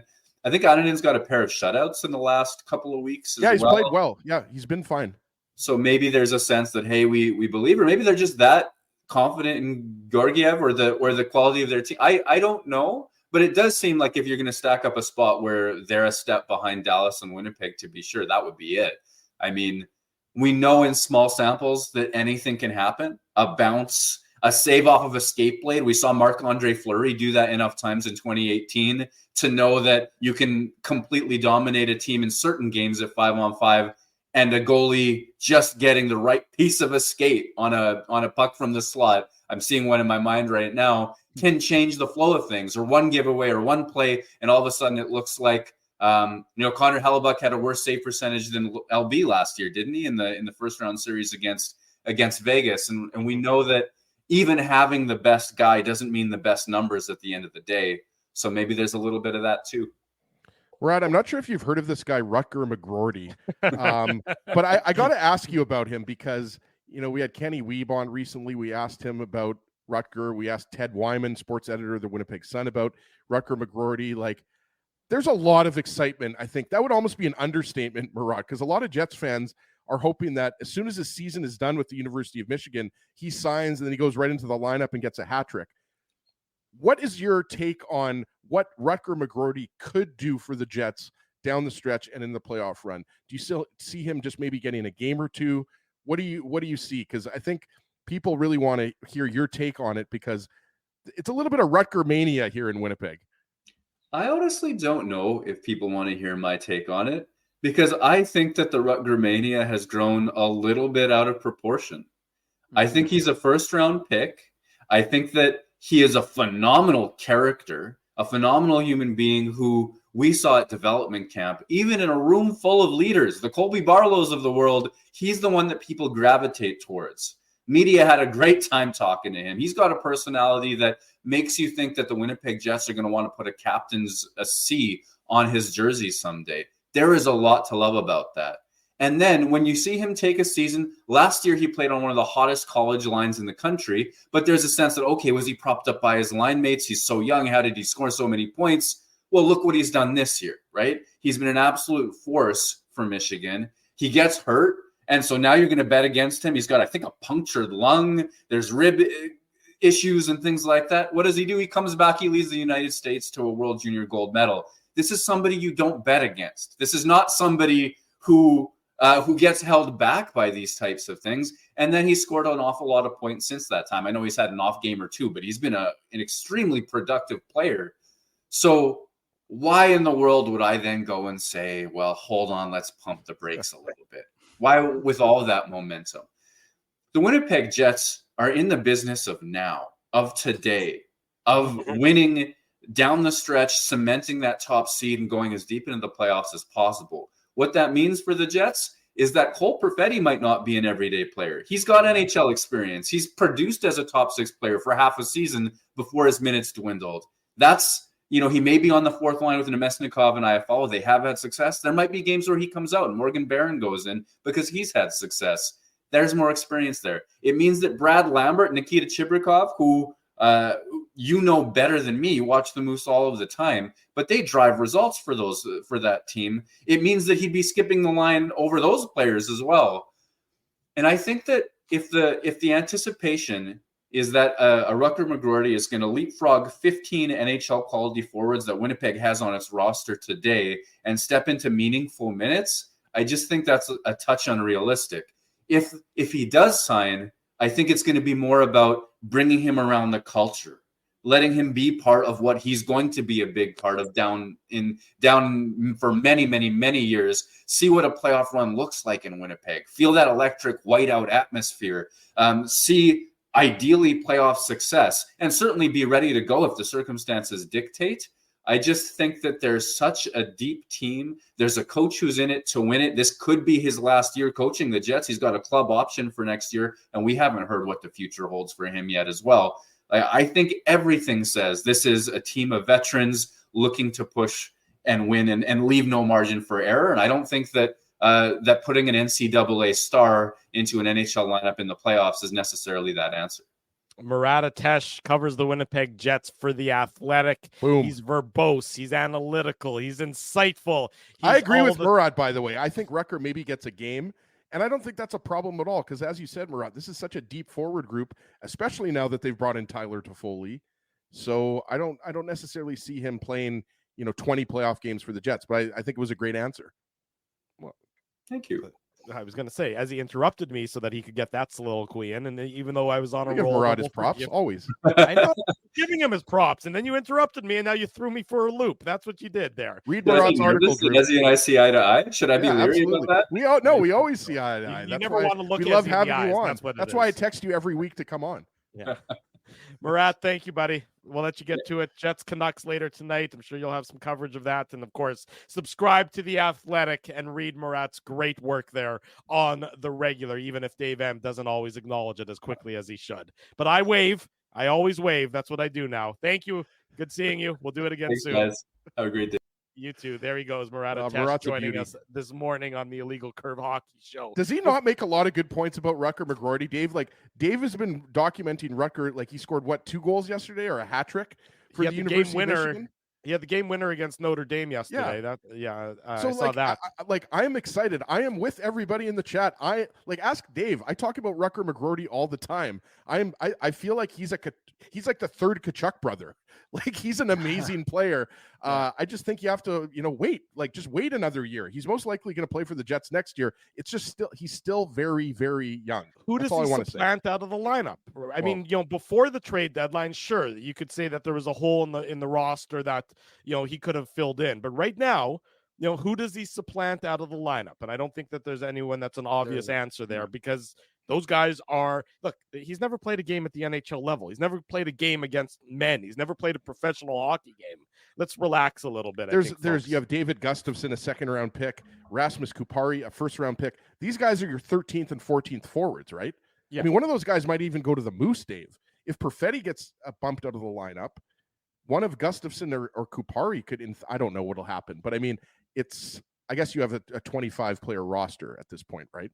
Yeah, you don't. I mean, they're still subject to waivers, so you can't just send them. But the point is, you have good players that are going to be out of the lineup now that the Jets have acquired Toffoli. My guess is that, and that's why we were talking about a little bit earlier, and I know you want to go to break, Drew, but I think that's just that idea of why Rick Bowness will try and rotate. That's why Kupari came in for Gustafsson yesterday. I don't think he wants anyone sitting too often. He had Logan Stanley come in for Nate Schmidt. I think the biggest mistake you can make, especially when your team is winning, is allowing guys to sit for too long. And we always lament that. So I think the idea of just getting in that rotating cast is good because, number one, I think it's important to keep everybody engaged. But number two, it keeps guys fresh. And it allows the older guys, like Nate Schmidt's, I guess, technically an older guy in the league, gives him a night off here and there. That's not necessarily a bad thing. It certainly is not. Lots more Jets talk to come as we continue looking at the trade deadline that happened. How do the Jets stack up against the Stars, the Avalanche, and the other teams in the Western Conference? We talk about that next here on the Illegal Curve Hockey Show. Drew Mandel, Dave Minuk, Ezra Ginsburg. It's a Saturday morning. Don't go anywhere. We are live. Keeping Winnipeg laughing for over 30 years. Rumors, Canada's longest-running comedy club, bringing you the biggest laughs from the best comedians on the planet. Jerry Seinfeld, Chris Rock, Jon Stewart, Dennis Miller, Brad Garrett, the greats, and all the up-and-comers too. When was the last time you laughed out loud? Make it a great night out with friends, or book your office or birthday party. Even a fundraising event at Rumors. Get all the details and dates on upcoming shows at rumorscomedyclub.com. Whoa, Ezzy, everything okay? You look stressed. Of course I'm stressed. We're moving, the house is upside down, the kids failed miserably at packing the fine china, and my life is in chaos. Chaos! Yes, that does sound like a problem. What am I going to do? Ezzy, relax. Rolly's Transfer Moving and Storage is the answer. With 60 years of experience in moving Manitobans and a track record of exemplary customer service, one call to Rolly's and your stress is gone. No job is too big or too small. Just visit Rollies.com and they will take it from there. Thanks, Dave, and thank you, Rollies Transfer Moving and Storage, online at Rollies.com. Hey, Drew. Ezzy, whoa, what a smile! Yeah, I got my crowns done at Linden Market Dental Center, and they whiten my teeth. I see. They're so bright that every time I smile, they go...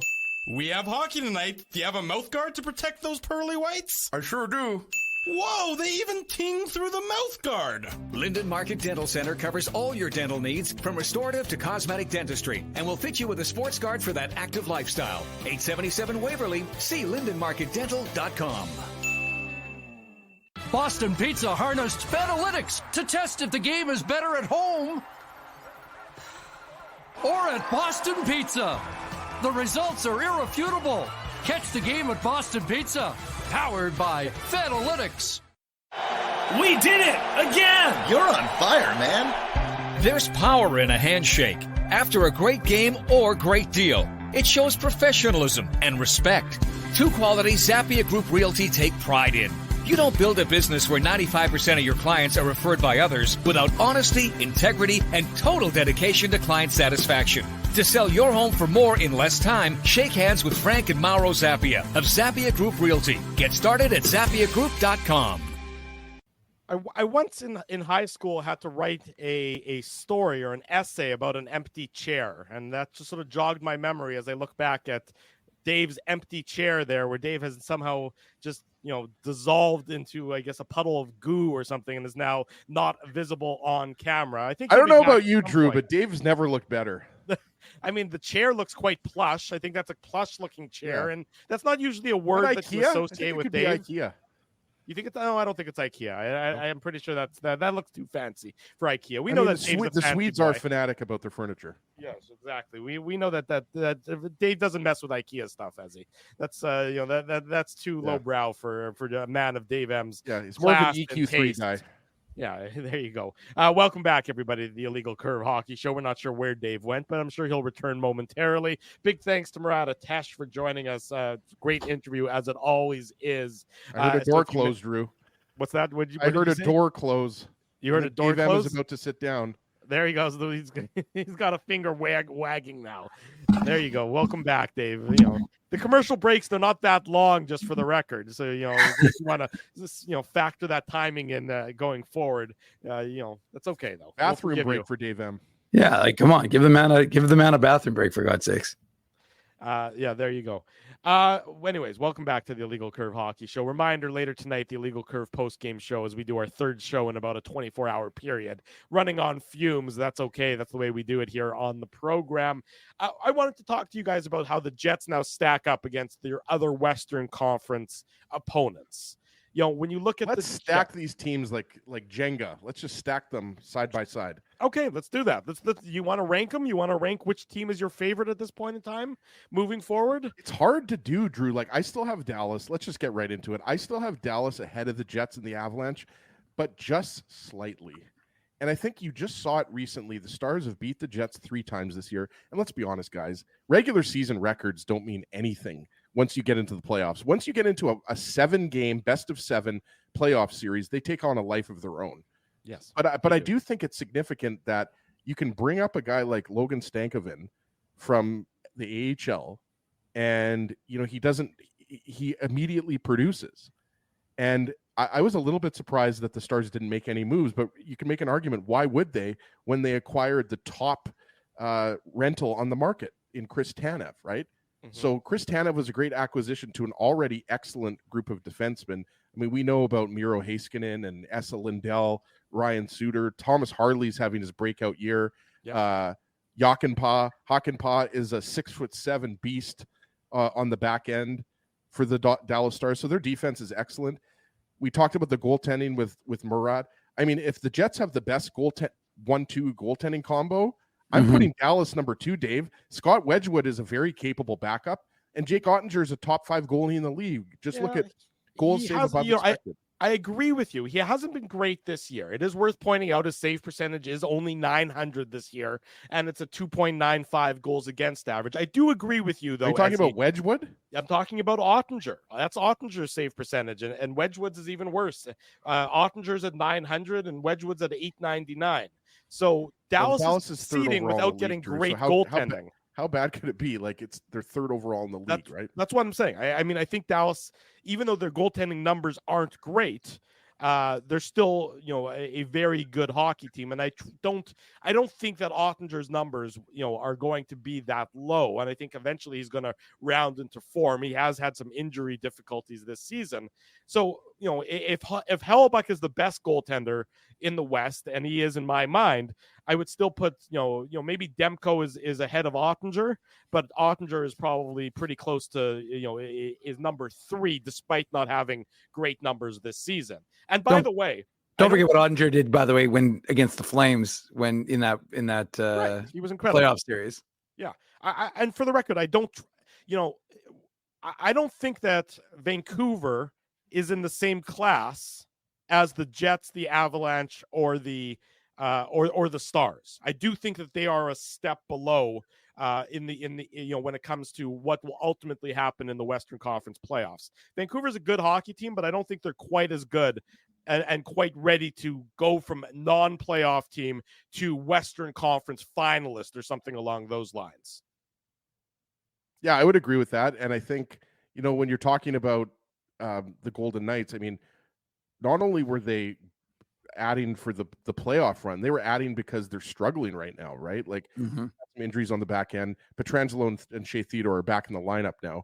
But Noah Hannafin seems to be forgotten here. Tomas Hertl is obviously going to make them more dangerous offensively, but part of that is because of Mark Stone's health uncertainty, right? Like a lot of people make the jokes that, well, as soon as the first game comes around, similar to last year between the Jets and the Golden Knights, you know, he'll just pop up. I don't know about that. I mean, it's a serious injury that he's dealing with. So, I mean, the Golden Knights in the Pacific are obviously, you know, a team that you don't want to take lightly. The Edmonton Oilers, again, I am surprised that they didn't do more. I mean, look, Adam Henrique, I think, improves your forward depth, right? Like, you've already got some of the best forward depth in the NHL. Like, Zach Hyman is having one of the quietest 40-goal seasons, I think, in recent memory. Maybe not so much in Alberta, but, I mean, because you have Connor McDavid, Leon Draisaitl, Ryan Nugent-Hopkins, what Hyman's doing, I think, you know, is really impressive. So I think, you know, they bring in Henrique, but, you know, the goaltending, again, speaking of Colorado's goaltending or Dallas's goaltending, you know, like, how much do you trust Stuart Skinner to take your team on a long playoff run? I just don't know. I think Skinner's one of those guys that he has good stretches and then he has not so good stretches, right? Edmonton's the same team they were last year. The same team that, you know, is just as good, if not better, than every other team in the league. And, that's going to factor in. Like Edmonton, yes, they can score 4 or 5 goals a game, Drew, and they can teams 4-3, 5-4, 6-4, whatever. But when you're running into some stingier defensive teams like the Vegas Golden Knights, for example, you can't necessarily do that. Look, I think that's why I think that the best teams are in the Central Division. You look at the Pacific Division Absolutely. teams, Yeah, I agree with that. The Pacific Division teams, to me, have flaws. They have holes where I don't think that the Jets, the Stars, and the Avalanche have holes as significant as those in the Pacific. And Vegas, to me, is just such a wild card because you don't yet know what the Vegas team is going to look like come playoff time. Acquiring Thomas Hertl, if everybody else is fully healthy, makes them that much more difficult. But that's a big if. And to Ezzy's point, this isn't Mark Stone who's out with a knee sprain or something where, they can, delay the knee sprain coming back until he's 100% healthy. He's out with an internal organ injury. Yeah. And I mean, that's scary. what it is. Yeah. It's a scary internal organ injury. And even if he comes back for game 1 of the playoffs, I have trouble believing that he's going to be at full health and he's going to be the same Mark Stone as he would be if he was fully healthy. And also, by the way, Vegas might have to expend so much energy just to maintain their spot in the playoffs and to maintain their position. That's a factor. You see teams eventually wear out if they're battling, that can also be a benefit though, Drew, right? Like Florida was an 8 seed last year. I mean, like just because you're an 8 seed doesn't mean you can't go on a playoff run, but when you are an upper echelon team and have the pedigree of an upper echelon team, Dave, and you maybe have struggles during the regular season. And I look back to Colorado last year where everyone expected Colorado just to turn it on come playoff time because they really were, they were not great during the regular season. They were a playoff team, but they weren't great. And everyone expects you just to snap and turn it on. Well, it's not as easy as doing that. Remember Colorado, they lost in the first round to Seattle last year. It was an upset. Nobody expected it, but you can't necessarily just do it as easily as pundits and the public would have you believe that you can. Well, how many teams repeat, right, Dave? Go ahead. I mean, but how many teams repeat? It doesn't happen as often as people think. No, and again, especially this year, there's just so much parity in the sense that all these teams loaded up and everybody's is good. And so, getting back to your original question, or I mean, if you want, I can talk about the Golden Knights, but I think you've done a good job of it. Go on. And I think there's a lot of uncertainty. I know that folks are like, oh, they're going to have all these guys back, but we don't know. I mean, if they do for the 3rd year in a row, have this miraculous thing. I mean, as Joe from Winnipeg, I think, or KWB, I wasn't sure which one was making the point. They're within the framework of the rules. And if 31 other GMs don't like the rules, then they can change them. You don't have to like them, but again, they're the rules of the CBA. They're following, they're not going outside the CBA and making rules that don't apply. And if the NHL doesn't feel like they're above board, they can send their doctors to verify that, the information is accurate.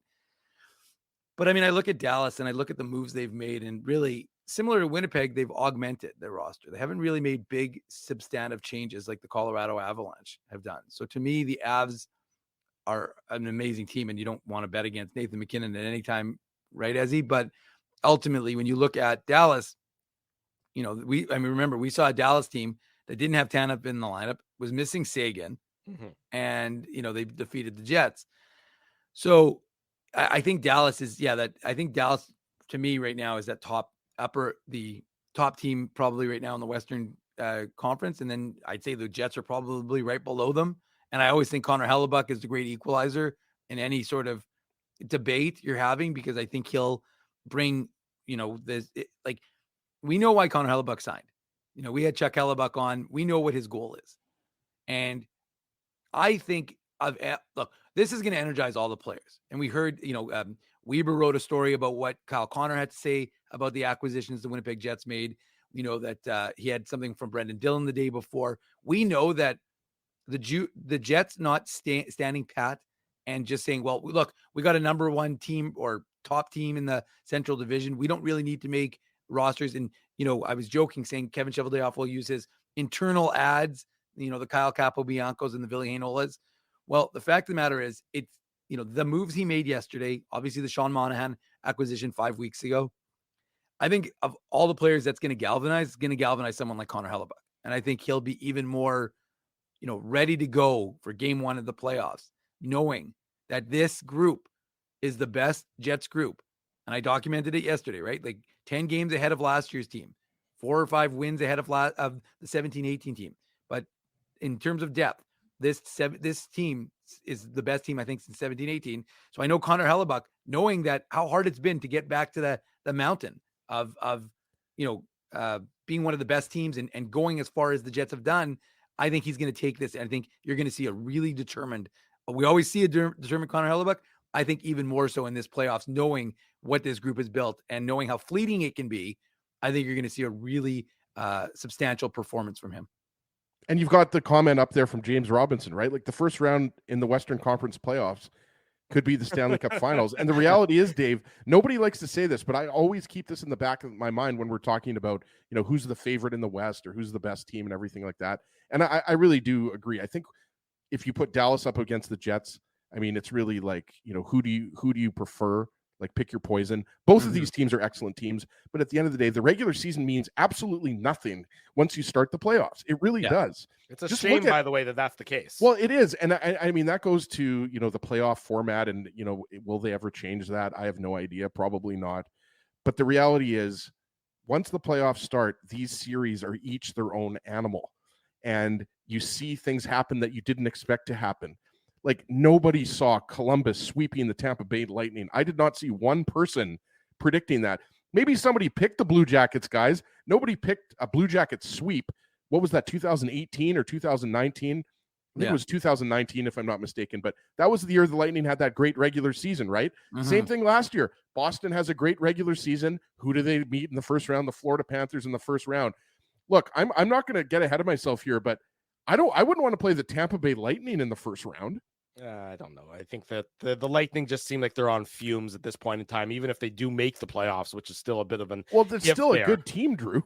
Well, of course they're a good team. I mean, I like none of us know. I mean, we could sit here all day long and you could say, I think the Lightning are going to be out in the first round. You have no idea. I have no idea. Nobody. So, I mean, you can't say with confidence that the Lightning are going to be out in the first round. Any team that makes the playoffs has a chance. Right. And that's why I think that's the sort of the shame of the NHL.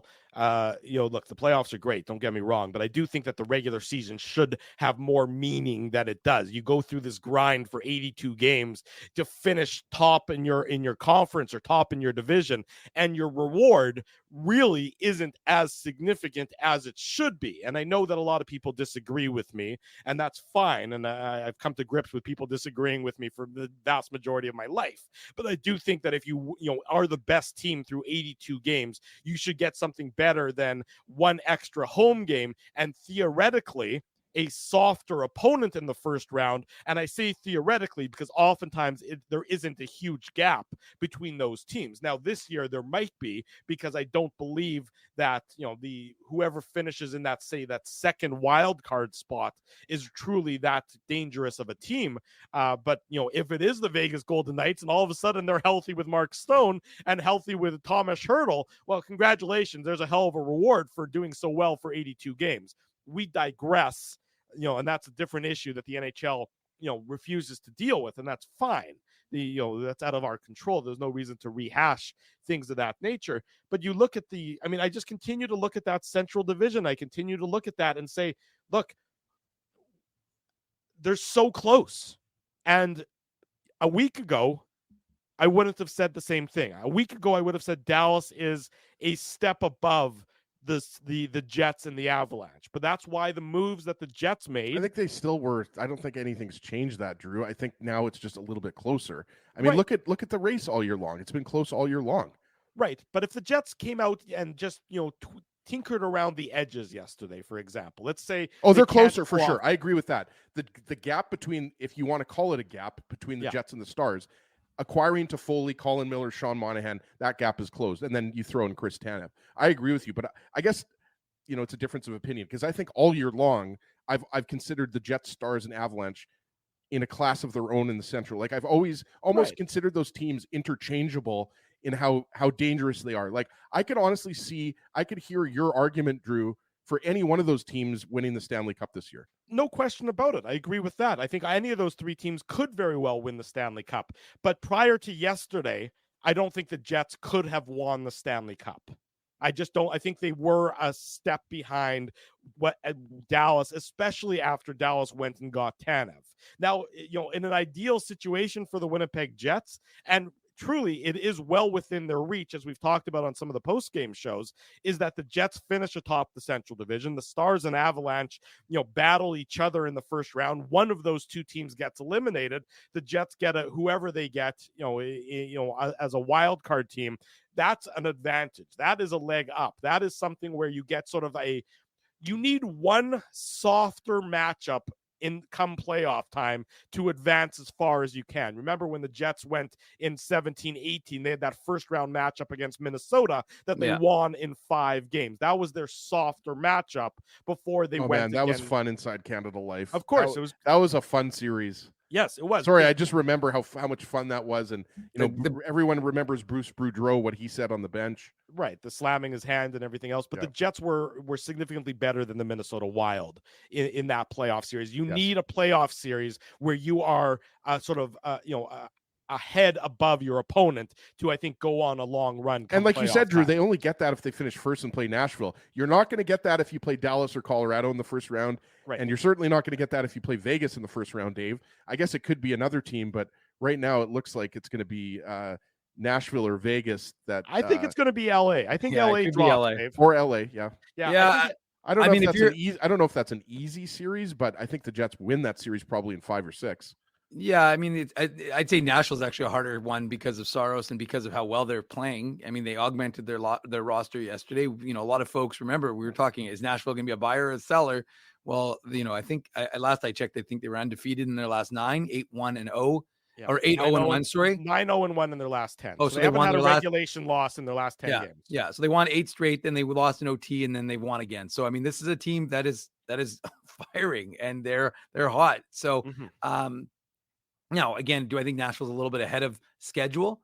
Well, look what they did in the last year, right? In that run, Winnipeg had to, get a little bit nervous with Nashville. So I'm just saying it's just an interesting thought argument. But I mean, I think ultimately what we've concluded after this segment, boys, is that there is not an easy out. Relatively speaking, there's a slightly easier, matchup. But I don't think any of these are going to be easy. And that's what I think is going to make it so fascinating, which is why I think this first round is going to be amazing. And I think those post-game shows are going to be off the hizzo. And that's why you have to be subscribing to the Illegal Curve YouTube channel if you aren't already doing so. Smash the subscribe button, smash the like button. We do this on Saturday mornings at 9 a.m. and we do this after each and every Jets game, which means we're going to do it later on tonight, right around 11:40 p.m. Central Time, after the Jets and the Vancouver Canucks, two of the top teams in the Western Conference, do battle on the left coast of Canada. The last game between the Jets and the Canucks was a hell of a doozy. We'll see what tonight brings, but I think we would all be surprised if it is anything different. One of the most unexpected insiders during yesterday's trade deadline proceedings was the People's Insider, former NHLer Jordan Schmaltz. He was breaking trades left, right, and center. Jordan joins us next. The People's Insider, Jordan Schmaltz, up next on the Illegal Curve Hockey Show. Don't go anywhere. Bottom of hour number 2. Welcome back to the Illegal Curve Hockey Show. Drew Mandel, Dave Minuk, Ezra Ginsburg with you on this Saturday morning. We're talking about the Jets. We're talking about the trade deadline. Later tonight, we'll be talking about the Jets and the Vancouver Canucks, the Illegal Curve postgame show. In about, 13 hours time, 13 hours plus a few extra minutes is when we'll talk about that game. That'll happen later tonight. We're thrilled to welcome to the program the People's Insider, Jordan Schmaltz, joins us on the line now. Jordan, good morning. Thanks so much for joining us. How are things? What's up, fellas? How we doing? Where are we at right now? Are we in Winnipeg, the Vegas of the North, as I call it? Nice. Yeah. Exactly. Beautiful. Peg Vegas is what we like to refer to it as here among the locals. Yeah, no, it's I spent some time in Grand Forks, North Dakota, so that's where I played school at University of North Dakota. So we would always go up to Las Vegas, as we called it at the time, especially. It's 21 to drink in the States, and it's only 18, and the good people of Manitoba always take care of you. So we had a lot of guys from Toba, and we'd always go up there, and even like Brandon, we did a couple stops up there. So I like Winnipeg. I always have. It's near and dear to my heart. So Jordan, were you at Whiskey Dicks or were you at Tijuana Yacht Club? Where did you hit up? Palomino Club? Yeah, we used to go to the Pal back in the day. We would go to Whiskey Dick's, sit on the patio there. We'd also, like a little bit later too, the Pint used to be a good spot. I think it's the Local now. Yeah. But we would always start at Earl's on Main. Like that was tradition. You go there, you get what's the drink there? The Bellini, right? That Bellini. Yeah. Bellini, and about 9 to 10 kokanees, then go over to the Shark Club, hit the felt, get your touch on the old card table, and then go over to Whiskey Dick's or wherever you're going to make your way. But one of my favorite bars, I don't know if you boys have ever been, it's closed now. It was back in the day, it was Houston's in Brandon. Man, that place used to bump. You go there, and then you go to McDonald's after. It was the parlay like you couldn't read about. So it's had a lot of good times there. A couple buddies from like in and around the Verdun area, so a couple Cowboys. So right on. Yeah. So yeah, no, I know Toba pretty well. We appreciate that love. We appreciate that the geography lesson through the previous bars here of Winnipeg. Well, Dave M had a plaque on a table at Earl's on Main, just for the record there, Jordan. So you are among Earl's royalty when it comes to Dave M over there in the top right. There you go. Perfect. Yeah. Obviously, Jordan brought you on to talk about yesterday's trade deadline. You were dropping some, call them schmaltz bombs, I guess, all over Twitter as you were breaking some trades left, right, and center. Given that we're in Winnipeg, let's start with what the Jets did from your perspective. They get Tyler Toffoli, they get Colin Miller, both of whom they get from the New Jersey Devils. What did you think of the Jets' acquisitions at yesterday's trade deadline? I mean, I think just starting off with the top and the obvious with Tyler Toffoli, as I like to call him, Tyler Tuck Foley. All the guy does is score. I think that's a really good right shot winger, goes into your top six. I think they were, looking at him even like last year in and around the deadline. So I just think he's a really good player. I believe it's his fourth Canadian team he's going to play on. Seems like he's always a deadline acquisition. A really good player that just he can play with guys that with pace. He can also play a cycle game. He's good on the power play. So I really like that acquisition in terms of Toffoli. I think he's a big time player. He's won a Stanley Cup with LA and really good in the room. So I like that. And then Colin Miller, I think, aside from having an absolute piss missile of a shot, I think he's a guy that can go back there, play a 5-6 role. He's pretty good. He's a veteran of 500 odd games and, slot behind a guy like Dylan DeMello. So I just think, they definitely got better. But if you're really looking at the key acquisition is Tyler Toffoli, because he was floating all out there in terms of teams trying to acquire him. Jordan, I want to ask you about Tarasenko. You played with him with the St. Louis Blues, and I kind of saw that acquisition as kind of flying under the radar. Like the Florida Panthers, I think you'd agree, they're already a Stanley Cup contender. I mean, they showed us what they can do in last year's playoff run, and then you add in Tarasenko, and I realize some people criticize his defensive play, but like the way I look at it, who cares? The guy scores goals. Like, what did you think about that acquisition? And what was it like to play with him? Yeah, so he had a full no movement clause, and the only place he wanted to go was Florida because he has a house there. And Billy Zito and Brett Peterson, the GM there, who's actually my old agent, the assistant GM, good dude. But I just think those guys, they're chess players down there in Florida. I think Tarasenko, yes, he's had a decent amount of surgeries in terms of some shoulders and different things like that, but I think he can still score. I think he can go in the top 6 or top 9 there, and he can be a part of that secondary scoring. I mean, he's a guy that scored 40-odd goals in the league probably 3 or 4 times. But, yeah, I mean, back in those days when I, got my cup of joe with him, he was an elite sniper. That was before, those major surgeries he had on his labrums, but he still can score, and I just think, even just playing with him, like I always tell this story, but he used to like line up like 20 sticks, like right across in the stick room, and he would just look at them, and if they weren't like up to his measure, he would just like look at it and he'd just be like, no good.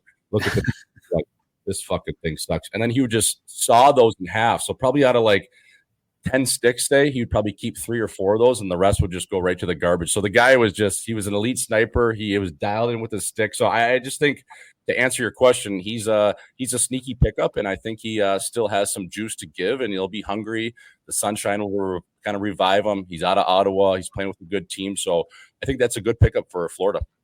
Jordan, what do you remember from this time? I mean, obviously you're having a lot of fun on Twitter, being, the breaker of news yesterday, and but from your time in the game, what was trade deadline like for you? Just being, a player with that uncertainty, because I think it gets lost on people, the human element of how significant this is and the potential to move to another city when you're a young guy, it's not as big a deal as when you're a family man.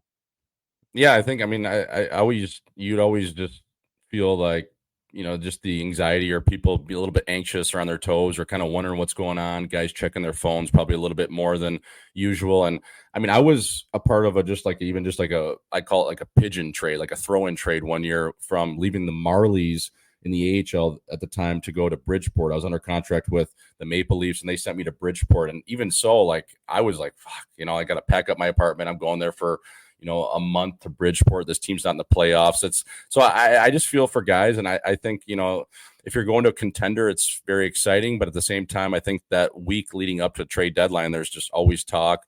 Guys are constantly on their phones or talking to their agents, trying to see or figure out, what's going to happen. Even guys like down here in Arizona, like Dumba or Zucker, who have probably been on the block for more or less 6 weeks, they're just thinking, like, when is this going to happen? Where am I going to go? So there's just a lot of it just creates a lot of distractions in the room. And, once you're finally through that, and especially even playoff teams are like, okay, this is the roster we're set with. This is what we're going into battle with for, April. And let's get this thing going.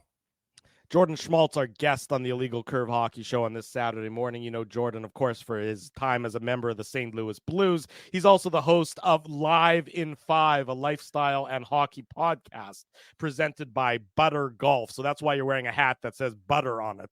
That's why I am. Yes, I am. Yep. Okay, there you go. Wanted to give a plug to the hat, because I was going to ask Jordan about that later, but I was looking at some. I haven't ordered. I plan on ordering some stuff on the website, because some of that stuff is awesome. Like, all of it is awesome, quite frankly. I love that Forks hat and all the t-shirts and everything like that. I was going to ask you, but might as well do it now. How did that come about, and how's it going? Because I know you post a lot on social media, and I follow Butter Golf. So how did that all start? Yeah, I think it was like 2 years in the works, kind of in and around COVID. And then I had just officially launched it last year before I went over to Switzerland. I was playing just outside of Zurich. So I just was doing kind of just one-off things in terms of, tailored around the waste management or Christmas time. I've done some, collaborations with buddies, like my buddy Binnington in St. Louis, the goalie there. And yeah, and just kind of doing like one-off things, releasing some hats. I actually had my mom, who's got a full-time job as a radiologist, packaging stuff up stateside while I was in Switzerland. So I was like, hey, Lisa, I need you getting order 152 out. You know what I mean? She's like, oh, well, I'm working right now. So it was pretty funny.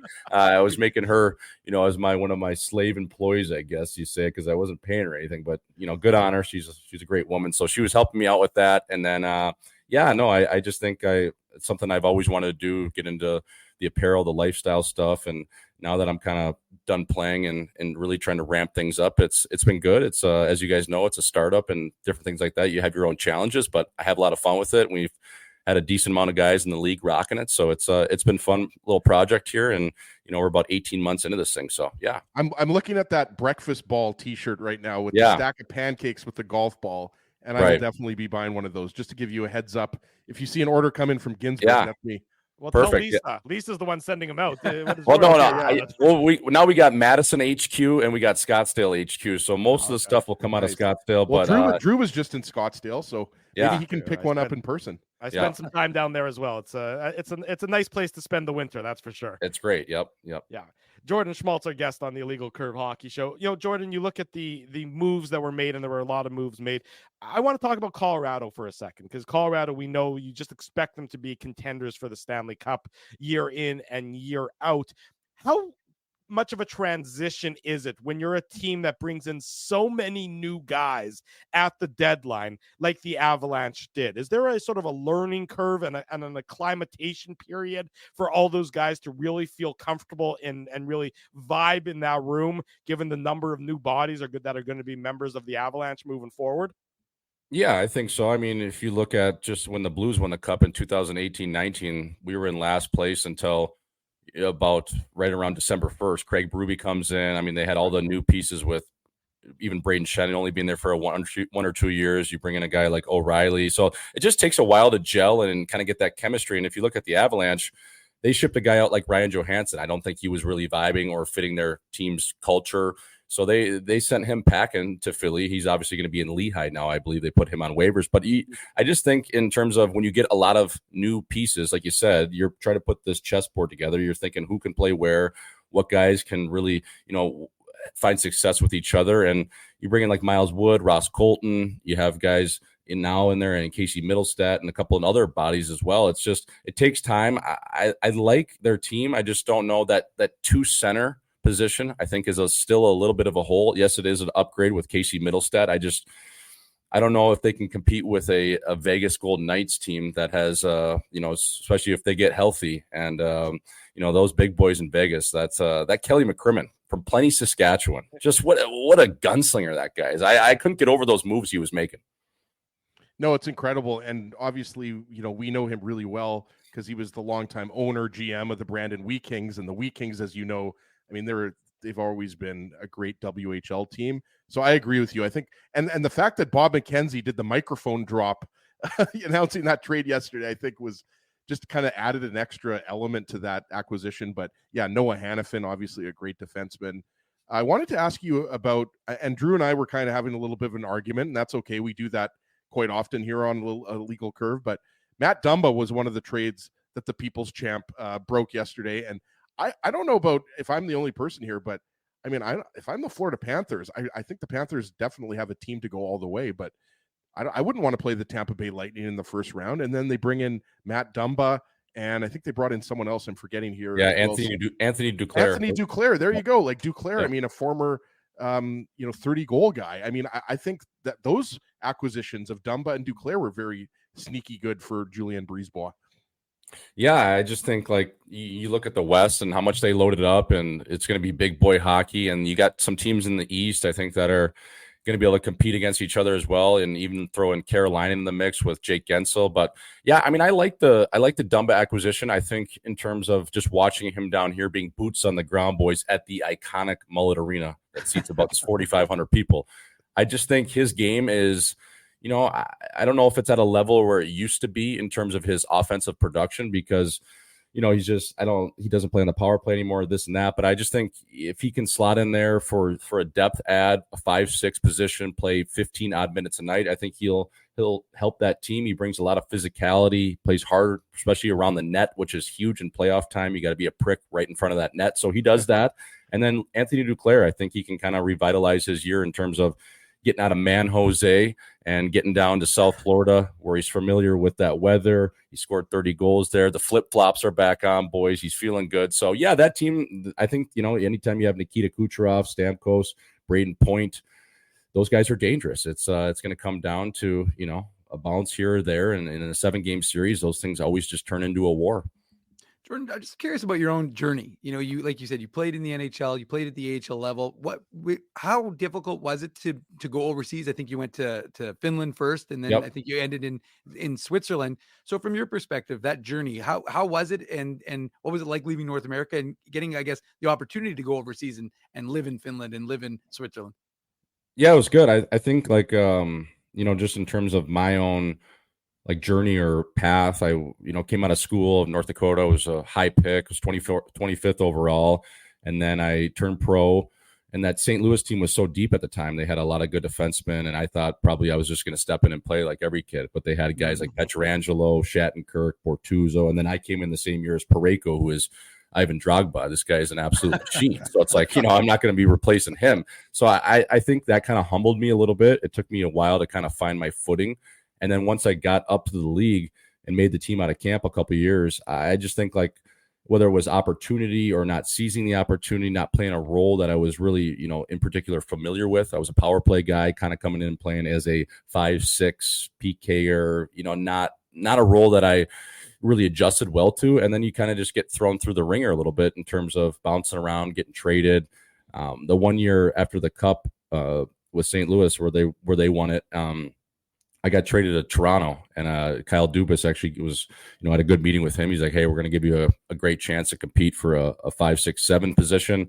ultimately Babs didn't end up going with me, so I got sent down to the AHL, and then COVID, this and that, and then ended up in Europe. Helsinki was awesome. I loved it. It was a great spot. Honestly, kind of wish I would have played another year there.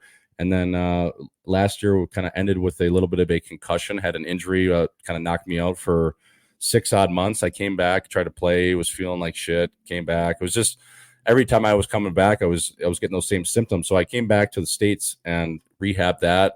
I'm feeling good now, but no, I just think in terms of, everyone's run kind of ends and you got to find the next little thing. And, I'm trying to find that now with my media stuff and, Hockey Night in Scottsdale, Live in 5, have the Butter Golf Company. So yeah, no, I'm just grateful for the opportunity to play and met some pretty cool dudes along the way. And I guess looking back on it, especially as my time as probably a pro, I was probably better in the locker room than I was on the ice. But hey, I'll take that, boys. I like snapping around with the fellas.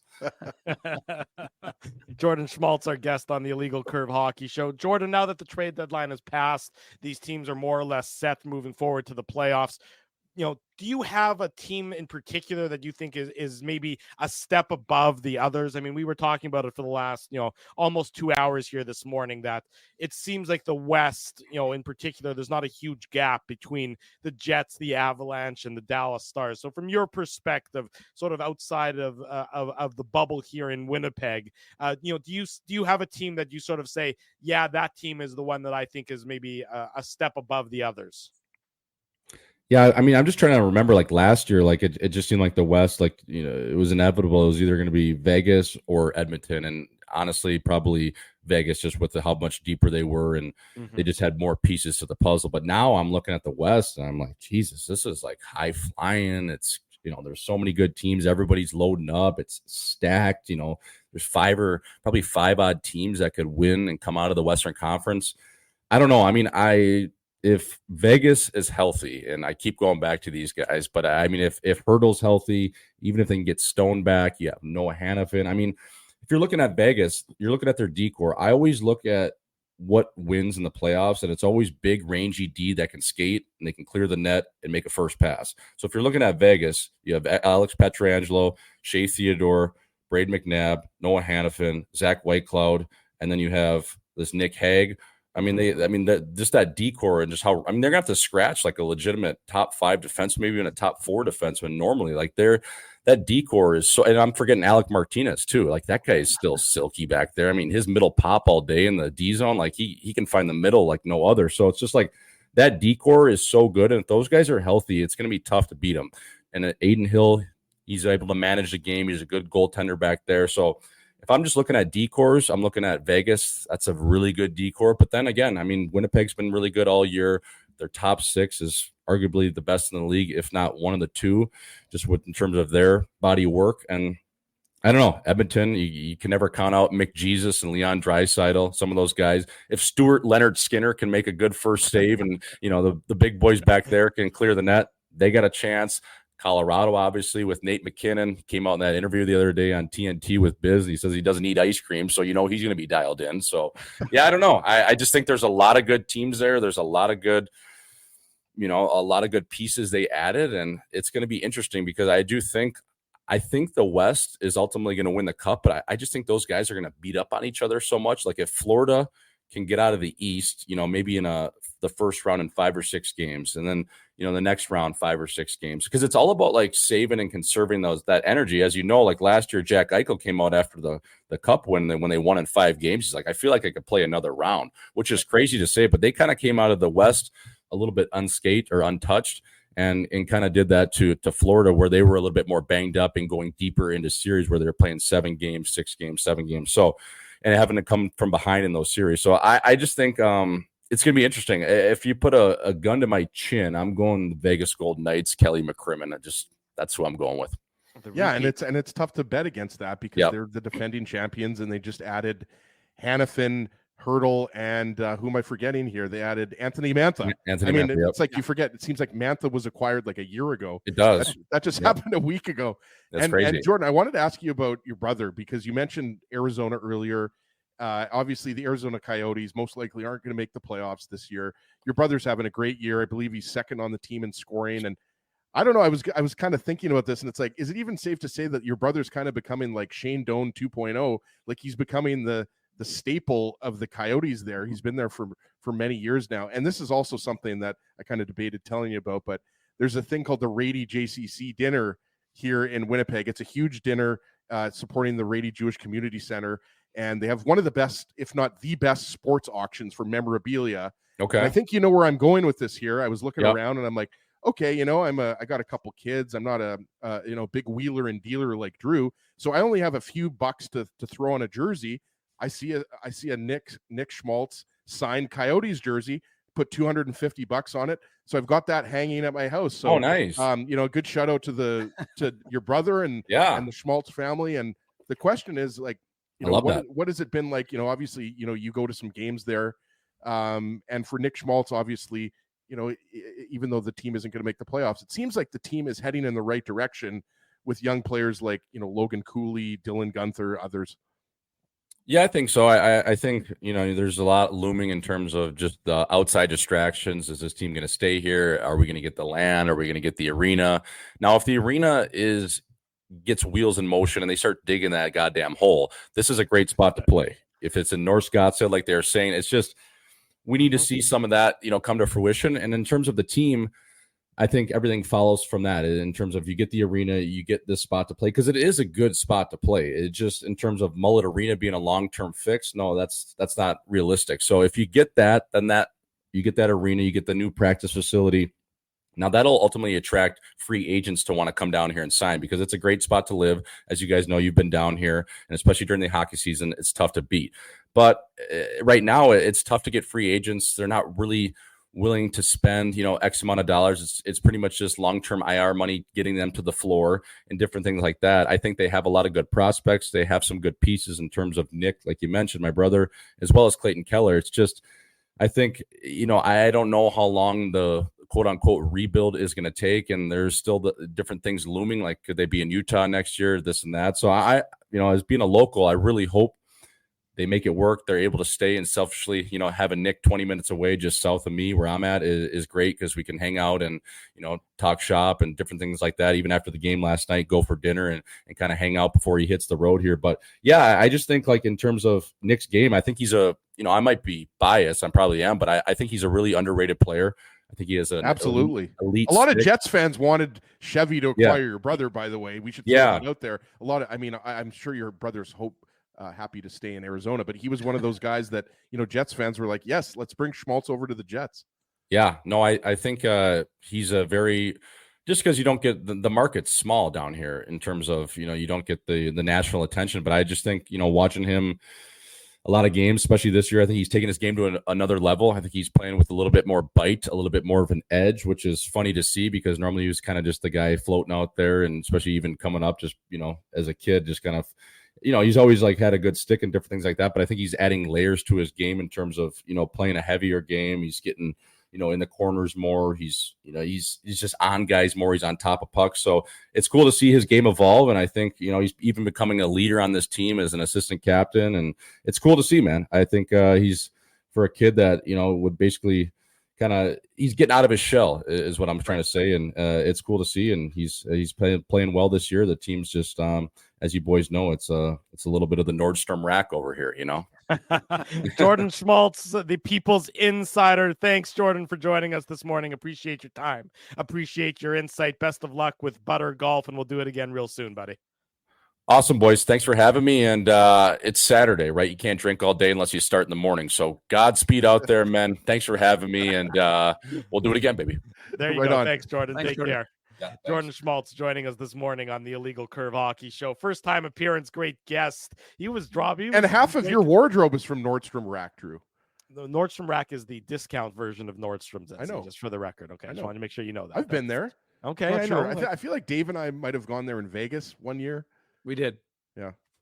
It's nice that you guys go shopping together. That's very cute. Well, Drew, I can't afford to shop at the high-end, shops that you like your $1,000 Italian suits. I can't compete with that. It's true. I am known for my devilish fashion here on the program, as I wear a different version of a shirt that I got at Clear Lake on each and every show. Those are very hard to come by. And there's quite the fashion scene in Clear Lake. Dave knows that. Dave and I have occasionally run into each other as we are wearing the same shirt, actually. So there's it's nothing true. fashion forward about that. It was very awkward. It's like, oh, well, you're here and I'm here and we're wearing the same It clothes. was like the so- Spider-Man meme. You, Yeah. me, you, me. And then we went our separate ways and to never speak about it again. Great show this morning on this edition of the Illegal Curve Hockey Show. In case you missed any of it, Murat was on in the hour number 1. He was a tremendous guest. Jordan Schmaltz in hour number 2. The instant replay available on our YouTube channel, of course. And Dave M will have the podcast up sometime in the next little bit, as he always does. It's a busy day still to come, though, of course. The Jets and the Vancouver Canucks. So we want to remind you, keep it locked to illegalcurve.com. We're gonna have all the latest news before the Jets and the Canucks on the website, as we always do. Are the Moose in action today, Dave?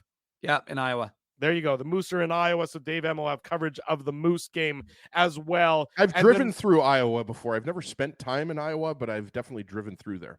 And the I state actually- of Iowa says, thank you for not spending time there. I have spent time in Iowa because my buddy was doing his PhD there. So I drove from Michigan to Iowa, and Des let me Moines? tell you, yeah, and it was.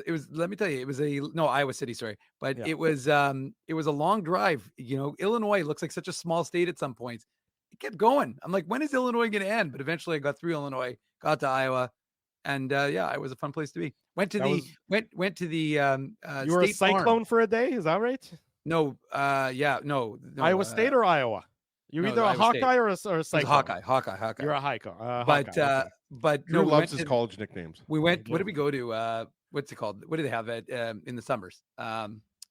The state. State Fair. State Fair. Yeah. Yeah. And but the Iowa State Fair, because sorry, there's been a lot of. We're talking about butter golf Yeah. in the Iowa State Deep Fair. fried butter. Everything is butter. In fact, they have a life-size butter cow. That's literally, it's a cow made of butter in Iowa. So and then I saw, I think it was Art was saying that he was had a couple of butter stories. And I have a butter story where a buddy of mine got his tanning oil confiscated. So this is my buddy Richard Tapper, who unfortunately is no longer with us, but we have a boys' weekend at the lake. We're all out there, and he's got sunscreen, he's got the tanning oil on, and the guy whose place it is says, "Don't do that. You're gonna get all over my dock. It's gonna ruin the dock." So he throws him in the water. He confiscates the oil. Tap goes back into the cabin and comes back like 20 minutes later, and he's like glistening. And we're like, "He just confiscated the oil. How do you have that?" He looked at me, he goes, "Butter." Like Newman, like basically yeah. butter, No, like Kramer Kramer. buttering Yeah. himself. Yeah. Okay, He cooked like a ham. I mean, like a turkey. Like a turkey. Okay, that's a great story. I got to tell you, that's actually pretty funny. Drew's always I'll loved give a good butterball chuckle to turkey. that one.